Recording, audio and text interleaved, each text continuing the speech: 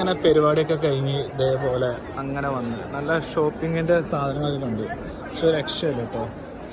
ഗുരുവായൂർ വന്നിട്ട് നമ്മളൊന്നും വാങ്ങിയിട്ടില്ലാന്ന് പറയരുത്, കാരണം പൈസ ഉണ്ടെന്നില്ല.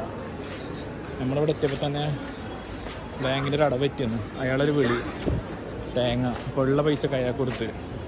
പിന്നെ ഒരു സാധനം വാങ്ങാനും കയ്യിൽ കായില്ല. പൂവൊക്കെ ഉണ്ട്, അടിപൊളിയാണ്. പൂവൊക്കെ അടിപൊളിയാണ്. പിന്നെ കുട്ടികളൊന്നും ഇല്ലാത്തതുകൊണ്ട് നമ്മൾ പിന്നെ പാവൊന്നും വാങ്ങിയില്ല. പാവുണ്ട്, നല്ല അടിപൊളി പാവുണ്ട്. ആരൊക്കെ പാവ മറ്റേ. പിന്നെ നമ്മളിങ്ങനെ വന്നിട്ടോ. പക്ഷേ ഡ്രസ്സിൻ്റെ കട ഉണ്ട്, ഒരു രക്ഷയില്ല. ഉടുപ്പൊക്കെ നല്ല അടിപൊളി, ഒന്നും പറയാനില്ല. പിന്നെ മുട്ടായികൾ ഉണ്ട്. പിന്നെ അങ്ങനത്തെ കുട്ടികളുടെ ഡ്രസ്സൊക്കെ ഉണ്ട് കേട്ടോ, നല്ല അടിപൊളി ഡ്രസ്സുണ്ട്, ഒരു രക്ഷയില്ല. നമുക്ക് ഇഷ്ടപ്പെടുന്ന സംഭവം എന്താ വെച്ചാൽ ഡ്രസ്സുകൾ എനിക്ക് പണ്ടേ ഭയങ്കര വൈബാണ്. ചെറിയ കുട്ടികളെ ഡ്രസ്സില്ലേ ഞാൻ എവിടെ കണ്ടാലും വാങ്ങും. എന്നിട്ട് ഞാൻ ഫാമിലിത്തെ ഏതെങ്കിലുമൊക്കെ കുട്ടികൾക്ക് കൊടുക്കും.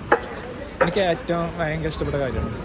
പിന്നെ ഇവനെപ്പോലുള്ളവർക്ക് നമ്മൾ കണ്ടാൽ വല്ല ഇവനൊന്നും ആവശ്യം ഡ്രസ്സൊന്നുമല്ല, ഇവനക്കൊക്കെ ആവശ്യം.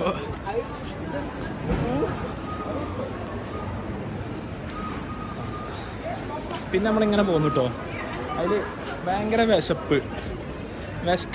ആദ്യം നമുക്ക് വിശക്കുണ്ടോ? നമുക്കൊരു പഴം കഴിച്ചോ? ഇതെന്താണ് ഇത് നല്ല രസമുണ്ടല്ലോ.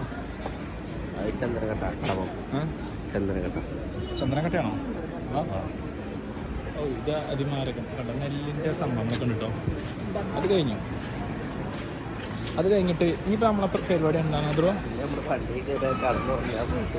അതായത് നമുക്ക് ലൈനൊന്നുമില്ല. ലൈനൊക്കെ ഉണ്ടെങ്കിൽ നമുക്ക് പറ്റിയ നല്ല ഡ്രസ്സ് ഉണ്ടായിരുന്നു.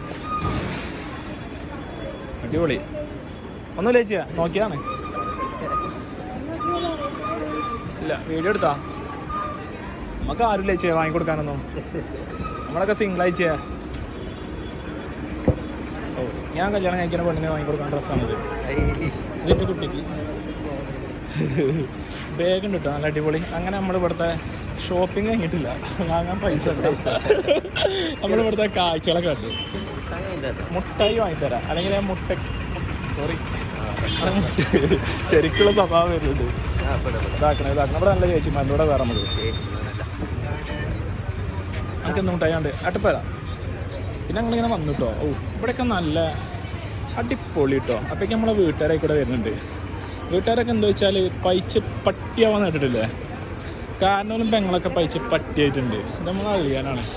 വെള്ളയും ഇട്ട കോടീശ്വരനാണ് എൻ്റെ അളിയൻ, ഒന്നും നോക്കാല്ല. ഇവനും കോടീശ്വരനാണ്, ചോക്കില്ല എന്നുള്ളൂ.